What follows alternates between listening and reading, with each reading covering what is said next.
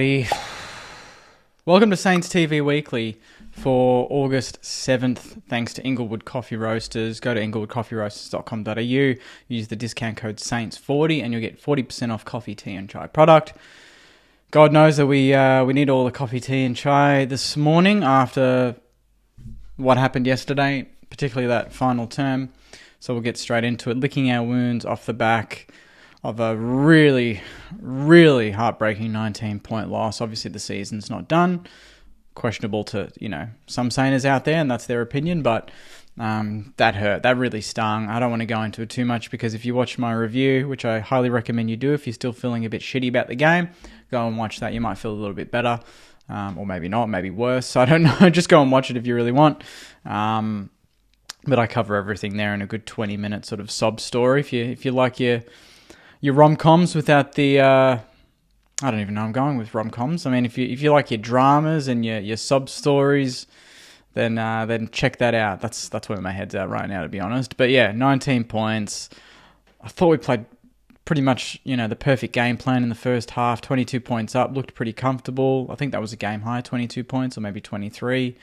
And the fourth term, even, Ross Lyon didn't see that coming, which is, a big shock because Ross is fairly cool, calm and collected even after those sort of losses, but even he was a bit bewildered about how our midfield just turned to shit and literally did nothing. So check out my video, check out Ross's presser, and we'll be back tonight for the podcast to go into it in a little bit more detail with Marshy and Joycey. Off the back of AFL, obviously there's VFL, and generally when I report on this, Sandy's had a bit of a bad game, but like individually there's been some good games, good players, but Zebras won. They beat Northern Bullants by 99 points. 2011 131 to 4832, and I think regardless of the score, it was very, very nice to see some very good performances from AFL listed players that I think are going to be heavily looked at this week at selection. One being Jack Bytel, who had 35 and a goal, along with 6 tackles. Tom Campbell, 2 goals, 24 hitouts, along with 24 disposals and 30 hitouts and 3 tackles. Huge game from him. And obviously the biggest one, Tim Membry, 4 goals, 2 off 20 disposals and 12 marks. That's a big performance from him. I think that just puts him straight into contention, if not straight into the starting team against Richmond. I think we need him. You look at our forward line yesterday, and although King kicked 2, we struggled in that. We kicked 1 goal in the second half. How can you not consider Tim Membry? He's an automatic in my eyes if we're delivering those sort of numbers. 8 goals for the game. That's not good enough. You can't make finals if you're kicking under 10 goals a game. So we need Membry and King firing, and good to see him find some form. Ben Patton as well, 1 goal, 25. Nick Coffield, 25 disposals, along with 6 marks. Jack Hayes, 1 goal from 18 disposals and 5 marks. Leo Connolly, 25 disposals. Jack Paris, 20 and 2. Isaac Keeler, 15 disposals and 3 goals straight. Ollie Houghton, 17 disposals.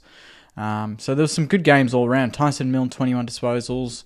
But yeah, primarily the AFL listed, all put a claim forward to play this week, which is exactly what we want, because there are a lot of players that in that last quarter went missing, and although maybe they did well in the first half, it doesn't mean shit if you finish the game the way you did. So very interesting game coming up against the Tigers, and selection as well for that game. That leaves us in a precarious position.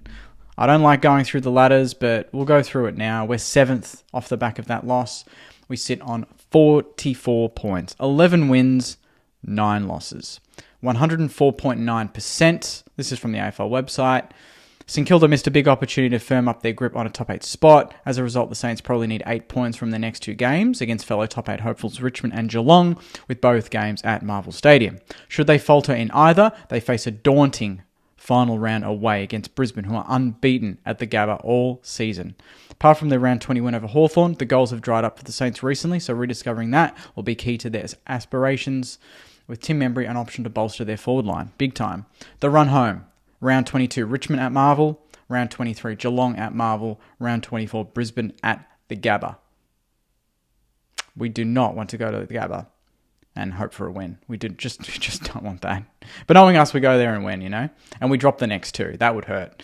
But that's the position we're in. Obviously, GWS are below us on percentage. Geelong are only 2 points behind us. Sydney only 2 points behind us. Adelaide 1 win off us, but superior percentage.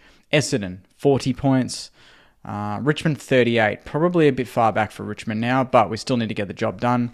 They've got us, North and Port, so a tough run for them, but we just got to focus on ourselves. And Mason Wood said that after the game, is that it's still in our own hands. That's the annoying thing, is that it's in our own hands, and you can't really trust our hands at the moment, can you? You know, with what we're doing. So it's going to be a very interesting game against Richmond. So we'll talk about that shortly, but in the meantime, we'll quickly jump to some AFLW, and just a quick plug that they've got a couple of match sim and practice games coming up. So if you want, get down to RSCA Park August 11th, so this Friday, I believe, from 4:30 p.m. There's no live stream, but there is free entry. So if you're doing nothing on 4:30 on a Friday, if you're not working, get down to RSCA Park. I'm not sure what the weather's like, but go support the girls. They got a good team together this year, and I really am backing Nikki Dell and the coaches to do a good job. So get down to RSCA if you can and support the girls. Then in a week's time, on the 18th, they've got Port Adelaide in Adelaide from 7:10 p.m. There will be a live stream on saints.com.au and on the St Kilda app, and also free entry if you're watching from Adelaide. Get down and support the girls at Alberton Oval 7:10 on the 18th. So that's AFLW, and then on to this week, round 22, Richmond. Oh boy, same time slot, 3:20 p.m. Sunday, Marvel. It won't be a huge crowd, you'd imagine. Richmond fans don't like travelling there, and they're probably not going to make finals. So it should be a predominant St Kilda representation. So absolutely no excuses to fill that cheer squad and make some noise. Yesterday, I still felt like we were a little bit quiet, even when we're on a bit. Like when Carlton kicked a goal and they were 3 goals behind, it still felt louder than when we kicked a goal and we were 20 points ahead. Do you know what I mean? Like that just doesn't work. I know they had probably more people there, but I don't know. I just feel like the energy was lacking a little bit, considering how good it was against the Hawks the week before. So I really need to back it up this week against the Tigers. We're going to be favourites. We should win this game. And then it really sets up a huge mouth-watering clash against Geelong at Marvel the following week, which is basically an elimination final. So get down, Saners. It should be pretty easy. I don't think you probably get 30,000, so tickets should be fairly available. If you can't go, DM me and I'll pass on your ticket to another Saner who wants to go. And thanks to all the Saners for the Carlton game. I think we reallocated probably about 70 tickets. So thanks to everyone who kindly donated their ticket when they couldn't go. It really, made the day of a lot of Saners that flew over or drive down and couldn't get tickets, couldn't buy tickets, and in the end they got to go. And considering the game was technically a seller, but it was only 42,000 yesterday, I think that's a little bit bullshit, to be honest. They should re-release some tickets in that case, but it is what it is.